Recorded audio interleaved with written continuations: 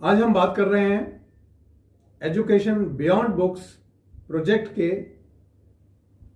एक बड़े ही important part का, जिसमें बिहेवियर मैनेजमेंट जो हम सभी स्टेक होल्डर्स के लिए लेकर आए हैं, उसका एक और पार्ट आज हम डिस्कस करते हैं और वो है रिलेशनशिप्स। बिहेवियर मैनेजमेंट यदि आपका एप्रोप्रिएट है तो आपके रिश्ते बनते हैं, बिगड़ते नहीं हैं। बिहेवियर रिश्तों को बनाने और बिगाड़ने का बहुत सिंपल जरिया है। यदि हमारा व्यवहार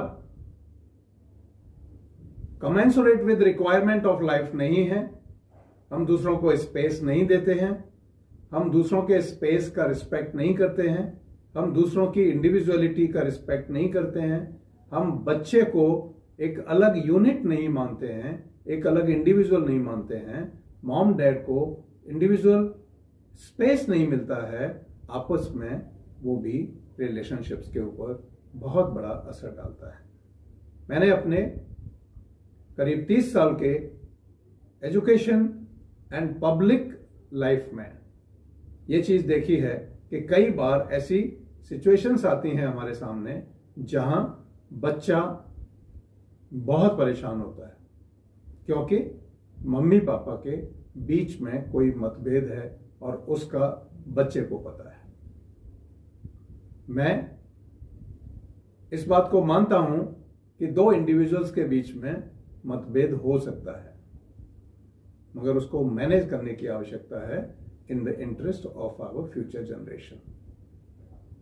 कई बार छोटी छोटी सी बातों के ऊपर पेरेंट्स के बीच में कुछ मतभेद हो जाते हैं और वो सरफेस आउट हो जाते हैं, वो पूरे परिवार का जो एनवायरनमेंट है उसको स्पॉइल कर देते हैं। उसमें बाकियों का तो नहीं पता, मगर बच्चे के बारे में मैं ये जरूर कह सकता हूं कि बच्चा सफर करता है, आपसे बोल भी नहीं पाता और उसको अंदर रख के घूम रहा होता है और वो उसके लिए बहुत हार्मफुल साबित होता है। तो रिलेशनशिप मैनेजमेंट बिहेवियर मैनेजमेंट का बहुत इंपॉर्टेंट पार्ट है और उसको तवज्जो देने की हम सबको जरूरत है। जब मदर फादर के रिलेशंस अच्छे होते हैं तो बच्चों के आपस में रिलेशंस अच्छे होते हैं, बच्चों के स्कूल में दोस्तों के साथ रिलेशंस अच्छे होते हैं, बच्चों के अपने टीचर्स के साथ रिलेशंस अच्छे होते हैं और वो खुद बिहेवियर मैनेजमेंट को इंपॉर्टेंस देते हुए लाइफ में आगे बढ़ते हैं। कभी भी आप ऐसा कोई सक्सेसफुल प्राणी नहीं पा सकते जिसका व्यवहार खराब हो और वो आगे कुछ प्रोग्रेस कर जाए। आपके बच्चों को आगे चलकर कोई मैनेजर बनेंगे, कोई आईएएस बनेंगे, कोई आईपीएस बनेंगे, कोई फैक्ट्री लगाएंगे, कोई आर्किटेक्ट बनेंगे, कोई चार्टर्ड अकाउंटेंट बनेंगे, कुछ भी बने, उनको टीम के साथ काम करना पड़ेगा। और टीम बिल्डिंग का सबसे इंपॉर्टेंट पार्ट है रिलेशनशिप मैनेजमेंट। और रिलेशनशिप मैनेजमेंट सिखाने के लिए सबसे आसान तरीका मैंने यही समझा है कि स्कूल में और घर में रिलेशनशिप्स को वैल्यू दी जाए, स्पेस दिया जाए और आपस में रिश्तों को गाढ़ा किया जाए। दोस्तों, मैं बड़े दुख के साथ एक बात शेयर करना चाहता हूं।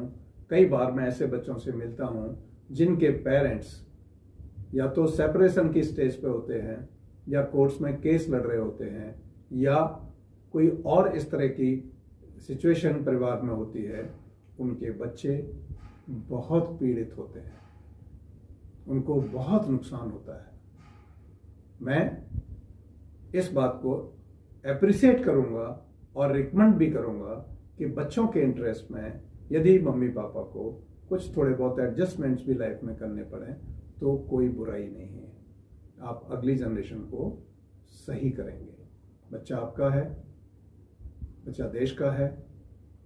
आपको ये देखते हुए कि मुझे एक पॉजिटिव सिटीजन क्रिएट करना है, मुझे एक वेल ग्रूम्ड सिटीजन क्रिएट करना है, मुझे स्ट्रेस फ्री बच्चा समाज को देना है, मुझे एक फियरलेस सिटीजन तैयार करना है, ऐसी सिचुएशन में आपको इंटरनल रिलेशनशिप पे पहले ध्यान देना पड़ेगा और ये घर से शुरू होता है।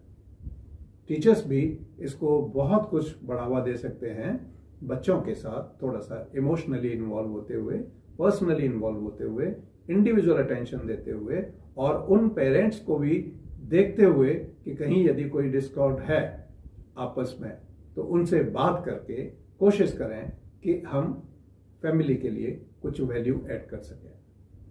टीचर्स का बहुत रिस्पेक्ट है पेरेंट्स में और बच्चों में, इसलिए टीचर्स की जिम्मेदारी और बढ़ जाती है कि हमारा काम सिर्फ क्लास में चॉक एंड टॉक ही ना हो, जरूरत पड़ने पे हम बच्चे के घर तक पहुंचें और घर में भी बच्चे की मदद करें, पेरेंट्स की भी मदद करें।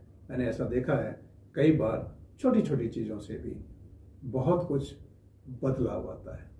जैसे हमारा project blessings twice a day, mummy papa बच्चे को बहुत अच्छे से कनेक्ट कर रहा है और बच्चे को पॉजिटिविटी ऑल अराउंड देखने को मिल रही है।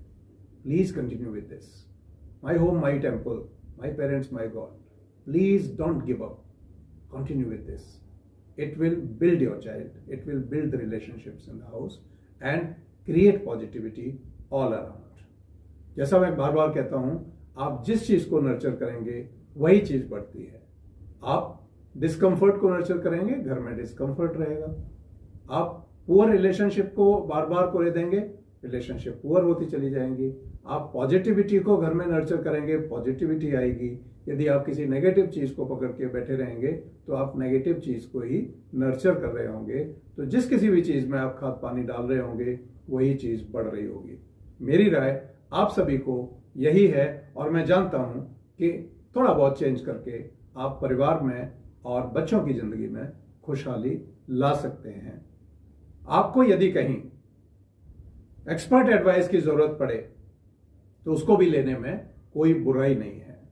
मैं आपको इस बात के लिए ब्लेसिंग्स देना चाहता हूं कि मुझे जरूर हर परिवार में बदलाव बच्चों के इंटरेस्ट में, अगली जनरेशन के इंटरेस्ट में दिखाई देगा। Thank you very much.